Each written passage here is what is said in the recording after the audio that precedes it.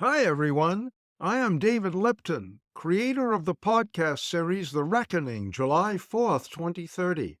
I am introducing an experimental series of AI generated conversations, complements of Notebook LM. These conversations are based entirely on my podcasts. They are called the Deep Dive series. Just imagine two of your friends discussing my podcasts and enjoy the conversations. Ever find yourself clinging to a belief, even when the evidence is telling you, hey, maybe think again? Like Yeah. maybe your favorite team just can't catch a break this season, but you're still holding on to that playoff dream. Yeah. I guess It's tough to let go. it is. Well, today we're tackling that very human tendency, confirmation bias, and diving into how it shapes our views on, well, pretty much everything, but especially government policy. Okay. Sounds interesting. And to guide us through this deep dive, we're turning to an episode of David Lipton's podcast, The Reckoning. Okay. He actually opens with this quote from Warren Buffett, the Oracle of Omaha. Oh, yeah. Anyway, Buffett says something like, people are masters at twisting any new information to fit their pre-existing beliefs. We see what we want to see. Exactly. Yeah. So it's not just about being stubborn, right? It's like our brains are wired to seek out information that confirms what we already believe. Yeah, our brains kind of have these filters, right? Blocking out anything that challenges our existing views and letting in all that confirming stuff. It's true. We see it all the time, even in our own lives. Like, think about a time you received some constructive criticism. Yeah. Was your first instinct to really consider it objectively? Or just dismiss it outright. Right, because it didn't quite line up with how we see ourselves. Exactly. Or think about those arguments, those debates we have. Sometimes they can get a little heated. Happens to the best of us. How often do we conveniently forget all the times we were in the wrong? Oh, yeah. And then just hang on to those moments where, see, I told you so, I was right. It's confirmation bias running rampant. Absolutely. It's happening all the time, often without us even realizing it. But where Lipton's argument gets really interesting is when he applies this concept to something like, say, government spending. Okay. He paints a couple of hypothetical scenarios. So imagine a politician, right, up to re-election. Okay. They spent their entire term advocating for cuts to government programs. A tough sell, for sure. And then he asks us to also consider things from the perspective of someone who actually benefits from those very same programs. Right. Someone who relies on them. Maybe for their livelihood, their sense of security, their well-being. Now, before we even jump into Lipton's analysis, I'm curious, just off the top of your head, what goes through your mind when you picture yourself in either of those situations? What are you feeling? I think those emotions are really important to tune into here because Lipton, he talks about this practical block. Okay. It's like these programs, they're not just numbers on a spreadsheet, right? Right. People depend on them. They build their lives around them. Absolutely. And the thought of losing that security, it's scary. Of course. And so that's where he says that mental block kicks in. Okay. And this is where confirmation bias really digs in its heels, Yeah. If you're someone who truly believes that these programs, they're not just handouts, they're essential. They're a lifeline for some people. Exactly. Yeah. And that they're morally justified. Then you're going to be way more likely to gravitate towards information that backs that up, even if it means ignoring potential drawbacks or other points of view. It's like we become those, what do they call them? Those economists who predicted 12 of the last 3 recessions. Oh, right.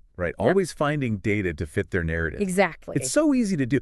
But here's the thing. This isn't just about individual beliefs, right? Right. This dynamic, it plays out on a much bigger scale, on a societal scale. Oh, absolutely. Like history's full of examples of governments just kind of kicking the can down the road when it comes to spending. Right. It's easier to focus on the short term. Right, exactly. Prioritizing those short-term gains over long-term, sustainability. Sustainability. It's like, oh, that problem, we'll deal with it later. It'll magically disappear. Hope for the best. Right.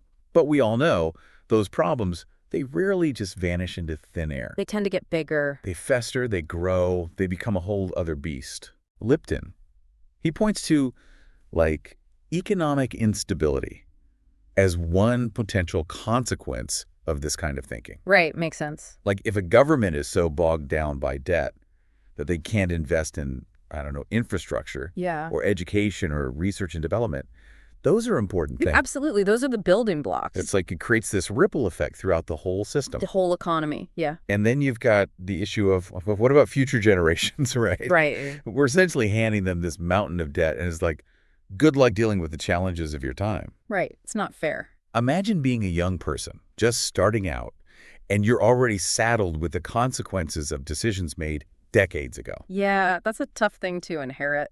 It doesn't seem right, does it? But here's the thing I find so fascinating, Lipton.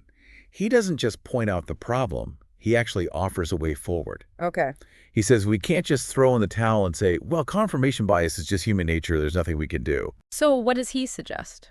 He challenges us to engage in something he calls active listening. Active listening. Okay. It's not just about hearing what someone's saying, you know. Yeah, there's a difference. It's about really trying to understand the why behind their beliefs. Okay, I like that. Even if we don't agree with them, which is hard, by the way. It's like, remember that saying, seek first to understand. Then to be understood. Yeah. Yeah, exactly. Yeah. But like, how often do we actually do that, you know? Right. It's easy to get defensive. Especially in those heated debates, right? Oh, yeah. We've got our arguments, boom, ready to go. And the second someone throws out a different viewpoint, we're like, nope. Well said. Exactly. But what if, and I know this is a big what if, but what if we went into those conversations actually, I don't know, curious. Okay, yeah. Curious about like, why do they see it that way? What are their experiences, their values, even their biases, right? Sure, their background. Yeah, all of that. They shapes their perspective, right? Makes sense. But that takes, well, I think it takes a lot of humility, you know, Definitely. admitting that, hey, maybe we don't have all the answers. Yeah. Maybe our own views, they're a little, well, they're shaped by our own stuff too, right? We all have blind spots. We do. We really do. And that's tough to admit. It is, yeah. Especially these days. Especially these days. Like everything feels so, I don't know, polarized. Oh, for sure. So politically charged. Yeah. But Lipton's point is, like, those moments, the ones that make us uncomfortable when our beliefs are challenged, Yeah. those are actually the moments where we can learn the most. Right, when we can grow. Exactly. Yeah. So he challenges us to, you know, actively look for those diverse perspectives, Okay. to talk to people who see things differently, Have those conversations, yeah. be open to the idea that, hey, maybe our minds can change a little bit. It's a journey.